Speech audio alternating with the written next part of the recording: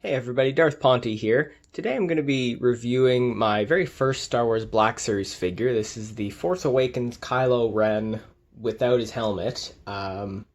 First off the bat, I really wish that when they made this figure, they gave the alternate head with his helmet, but they did have a chase variant that did, so I guess that's why they did it that way. I ended up getting that variant, and I might review him later, or maybe just with the Last Jedi Kylo figure that I got. I did not end up getting the Rise of Skywalker Kylo just because it felt too repeated and I already had 3 Kylos, so I didn't feel the need to get him.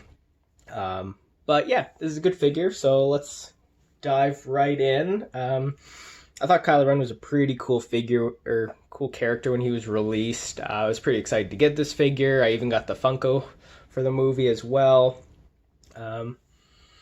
But yeah, so he comes with himself, he comes with his lightsaber, and he comes with the alternate lightsaber hilt that clips onto his belt. So let's take a look at his paint here. It's pretty simple, it's all black. He's got a little bit of gray detailing there on his belt clip. His face is really well done. I think it looks pretty good, like Adam Driver, pretty authentic. Although the one thing is that he's got a little blemish there on his face. And I was never able to really scrape it off there, so it's really on there. Probably some of his hair or eyebrow hair got there. But yeah, it's a good head sculpt. Really happy with that. The paint is great. His hair turned out really well. But yeah, that's pretty much it to his paint. It's all black everywhere, so his legs look good. There is rubber skirt thing. It's a good soft rubber, so you can get a lot of good poses out of him. He's not too limited. I like his scarf thing. It's a good soft rubber as well. His head comes off pretty easy, so you can take it off and do an alternate looking Kylo, because in the movie he doesn't always have his scarf on, so you can get some variety poses out of him there. His articulation is pretty good, actually. He's got single jointed elbows, but and they go to 90 degrees.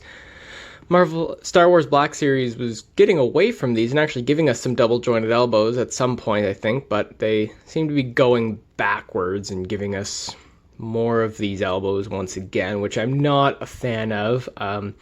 Obviously, double jointed elbows really are the superior elbow, and the fact that Hasbro makes them, but not for Black Series very often, is really, really annoying to me.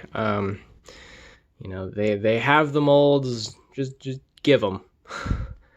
So his left hand goes up and down like this, which is good for a kind of lightsaber threatening pose, if you will. Kind of like that there. Imagine him in the woods, challenging Finn and Rey, and getting his ass handed to him. His other hand is also up and down. I kind of like when a figure will have both hands, one that goes up and down like this and the other one that goes up and down the other way. Some good variety, but overall I actually think this hand might be the better hand. I find you can do better poses with it, I find. But yeah, he's got good shoulders, go all the way around. He's got good head rotation. Get him to look up a little bit. His hair is a bit in the way for that. He's got some big hair there, so he can't really go too far back, but he can look down nicely, kind of contemplate his life decisions. Underneath his robe, he does have ab crunch, which is decent. Kylo is shredded after all, so he's got to have some good ab crunch. His legs don't go too far out into the splits, but I do like the way his legs work. He can get a really nice wide stance, which I think is pretty Kylo. A lot of his promotional pictures, you'll see he's always kind of low to the ground when he's kind of in a lightsaber pose. He's spazzing out. But yeah, he's got thigh rotation there. Good double jointed knees. He's got good ankles. He doesn't have calf rotation, which probably could help, but at the same time, I don't think he really needs it. Good foot pivot there. And yeah, that's it to his articulation. There's not too much going on with this figure either. He's pretty simple. Yeah, I think his robe is really good. It's a nice soft, yet it's heavy, I guess, material. It flows really well. I notice a lot of the Jedi robes that they've released with the Black Series are a little light, so they don't fall well. They're a little too poofy, and they don't really do that great for posing in pictures and stuff. But except for the Emperor Palpatine robe, they hit it out of the park with that one. I'll review him in a bit. But yeah, I don't have too much good to say about the robes aside from Palpatine's that they've done so far. But yeah, so this figure, he's pretty good. I'd give him a 8 out of 10. The only thing that would make him better would be coming with the helmet. And that's about it. I got him at Toys R Us for retail $30 Canadian. You can get this guy on Amazon probably still. I got another version of him from AliExpress for I think about $11 Canadian, but you know, he's a knockoff, so be careful with those. They're hit or miss sometimes. Actually, when I ordered my AliExpress one, instead of getting Kylo Ren, I got Chewbacca, so I had to return him and get Kylo again.